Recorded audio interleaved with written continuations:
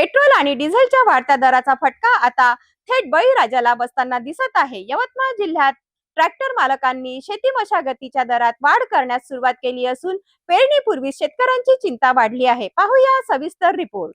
शेती कामासाठी वापरली जाणारी पारंपरिक बैलजोडी आता हळूहळू लुप्त होताना दिसत आहे।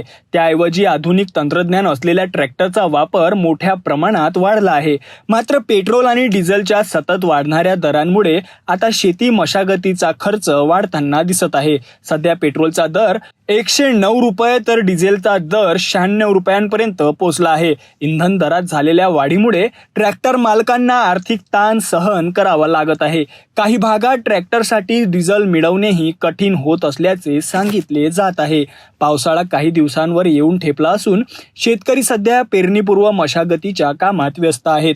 नांगरणी व रोटाव्हेटर सारख्या कामांसाठी ट्रॅक्टरचा मोठ्या प्रमाणावर वापर केला जातो।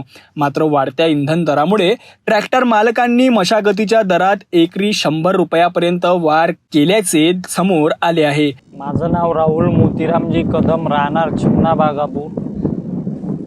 विषय असा आहे की जे पेट्रोल डिझेलमध्ये जे काही 5-10 रुपयाची वाढ झालेली आहे ते आमच्या ट्रॅक्टर मालकाला खूप भारी याची सामना करावा लागत आहे। कारण की जे डिझेल वाढले आहे, हा ट्रॅक्टर माझा स्वतःचा आहे, मी माणूस ठेवला होता, पण जे डिझेल वाढीमुळे आहे, डिझेलची टंचाईमुळे आहे, भेटत नसल्यामुळे मला माणूस बंद करावा लागला आहे। मी स्वतः चालक मालक आहे आणि या ज्या डिझेल वाढीचा हे तर दर वाढ आहेच, पण डिझेल मिळणं मुश्किल आहे। तेव्हा आम्हाला जे 600 रुपये एकर पंजी आहे त्याचे 700 रुपये करावे लागेल, जे 1000 रुपये रोटा आहे त्याचा 1200 रुपये करावा लागेल। कारण की हे भयानकच गोष्ट झालेली आहे। भयानक म्हणजे काय, आता तर 5-10 रुपये वाढ झाली आहे, पण मी ज्या बघितल्या न्यूज त्यामध्ये तर 25 आणि 30 रुपये वाढ होईल बुवा डिझेल पेट्रोलवर, असं मी न्यूजवर पाहिलेलं आहे। आणि जे डिझेल वाढ झाली आहे हे तर ट्रॅक्टर माझाच नाही, हर ट्रॅक्टर मालकामागं मोठा प्रश्न पडलेला आहे। पुन्हा शेतीची कामी जवळ आलेली आहे, इकडं जर भाव वाढले तर त्या कास्तकाराला बी काही परवडणार नाही आहे। त्यामुळं शासनाने याची दखल लवकरात लवकर घ्यावी। आता 7 तारखेला मिरूग आहे, 10-15 दिवसानं पेरणी, मशागत, शेतीचे मशागतीचे कामे आहे। ट्रॅक्टरच नसल्यामुळे ते मशागत कशी करत, आणि त्या अगोदरच तर कास्तकार या महागाईला नाही, या स्वस्ताईला, जे स्वस्ता आहे सोयाबीन 4200, 4000 या भावानी कास्तकारांनी विकलेले आहे ना, आता 7,500 ना 8,000 रुपये आहे। म्हणजे अगोदरच तो कास्तकार पूर्ण ढिल्ला झालेला कास्तकार आहे। आणि त्याच्यातल्या त्याच्यात ही जे महागाई ते त्या कास्तकाराला परवडणार नाही, ते कास्तकाराला परवडणार नाही, पण ट्रॅक्टर मालकाला परवडणार नाही।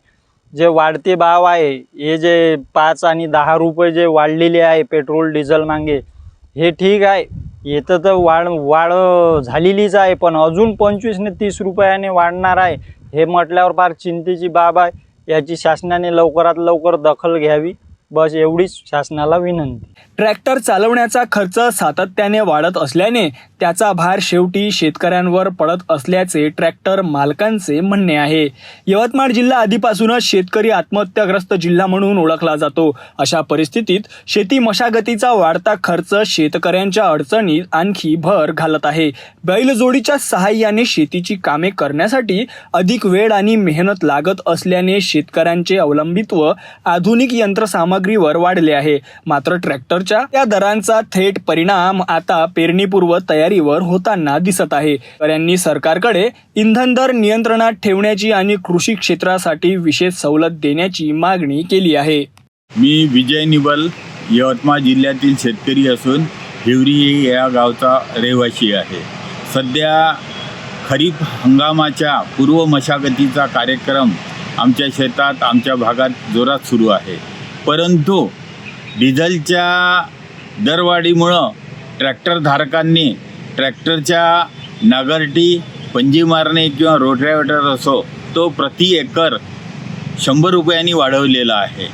तर खऱ्या अर्थानं जी डिझेलची जी दरवाढ झाली आहे त्याचा फटका उपभोक्त्या शेतकऱ्यांना होत आहे आणि त्याची महागाईची झळ त्याच्या दारात पोहोचलेली आहे।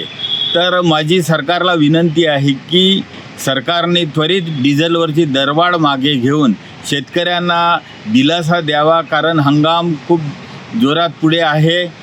सगळ्यांना गरज आहे. डिझेलची टंचाई पण आहे, पण त्याचा खऱ्या अर्थानं बळी हा छोटा शेतकरी होत आहे, मोठा शेतकरी होत आहे. तर सरकारला विनंती आहे की त्यांनी डिझेलची दरवाढ त्वरित मागं घ्यावी आणि शेतकऱ्यांना दिलासा द्यावा. इंधन दरवाढीमुळे आधीच संकटात असलेल्या बळीराजासमोर आता मशागतीच्या खर्चाचे नवीन आव्हान उभे ठाकले आहे. सरकार यावर काय निर्णय घेते याकडे आता शेतकऱ्यांचे लक्ष लागले आहे.